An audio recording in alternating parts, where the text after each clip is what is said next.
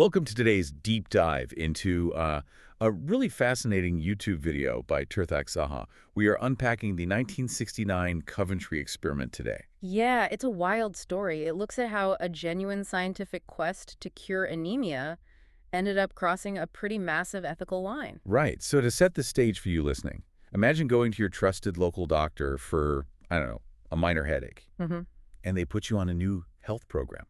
They literally have fresh bread delivered right to your door every single day. Sounds great. Right. Exactly. Except the catch is that the bread is secretly laced with radioactive material. It sounds like a literal comic book villain plot. But this was a real study in the 1960s. And the crazy part is the scientist behind it, an Irish researcher named Peter Elwood, he really wasn't trying to hurt anyone. He was just trying to treat anemia. Exactly. He was desperately trying to understand how the human body absorbs iron so he could treat it better. Okay, but how do you even track iron absorption back in the 60s? Well, he came up with a clever, albeit highly controversial, method. Yeah. He used a radioactive isotope called iron-59. Iron-59? Yeah. Because it's radioactive, it emits this faint signal. So as the body digests the iron, researchers could literally use scanners to watch where it went. Wow. It was almost like a 1960s GPS or an AirTag. So they were essentially turning their daily meals into tracking devices. But how on earth do you get a community to willingly eat radioactive iron? Well, that is the darkest part of the methodology. He didn't tell them. Yeah. Elwood knew that South Asian women disproportionately suffered from anemia, so he specifically targeted the Indian immigrant community in Coventry, England. And they used a local doctor to get their trust right. Yeah, to secure their trust, the research team worked with a well-known Indian practitioner named Dr. Shah. Right. Under the guise of a new health program treating minor ailments, 21 women, including a Punjabi housewife named Priyam Gaur, were secretly fed these radioactive rotis every single day. Every day. How do you enforce that? Did they just hand them a month's supply and hope for the best? No, it was heavily monitored. Someone from the medical team would literally drop off a fresh roti at the participant's house in the morning. Okay. Then they would physically check in later that afternoon just to make absolutely sure the roti was actually eaten. This routine went on for 17 days straight. That is intense surveillance for a simple health program. What happened at the end of the 17 days? The climax of the study is just as bizarre. The women were picked up in a van, driven out to the Harwell Atomic Center, and placed inside massive full-body radiation scanners. Just to measure the iron-59 levels. Right. And once the scanning was done, they were just driven back home. And then what?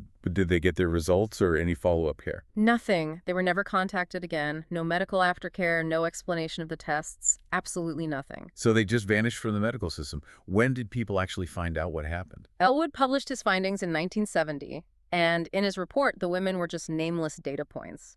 The secret stayed buried until 1995. Until that British filmmaker started digging. Yes, John Brownlow. He had been inspired by Eileen Wells' Pulitzer-winning journalism on American plutonium experiments. He started digging through the Medical Research Council archives and actually managed to track down Priyam Gaur. I can only imagine the shock of finding out decades later what was really in that food.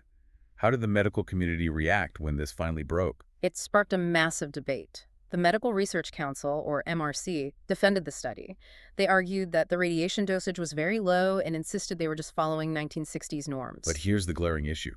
They had zero records of informed consent. Zero. In fact, they didn't even have the names for 19 of the 21 women involved. It puts us in a really uncomfortable gray area. On one hand, Elwood's end goal of curing anemia was genuinely important. Definitely. But the sources we're looking at highlight a harsh reality.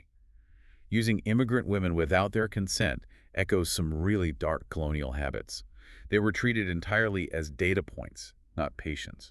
Exactly. And to be clear, we are just reporting what the sources convey impartially here.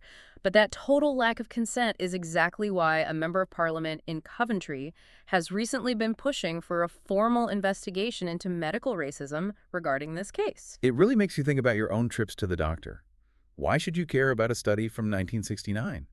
Because it's a vital reminder of why medical ethics and informed consent are absolutely non-negotiable. Without a doubt. It's exactly why you should always ask questions about your own healthcare. You have an absolute right to know what you are participating in. And it leaves us with an important question to consider today. As modern medicine increasingly relies on AI and big data to rapidly recruit people for clinical trials, Right. How can we ensure these algorithms don't quietly inherit the exact same historical blind spots that made vulnerable groups such easy targets in the past?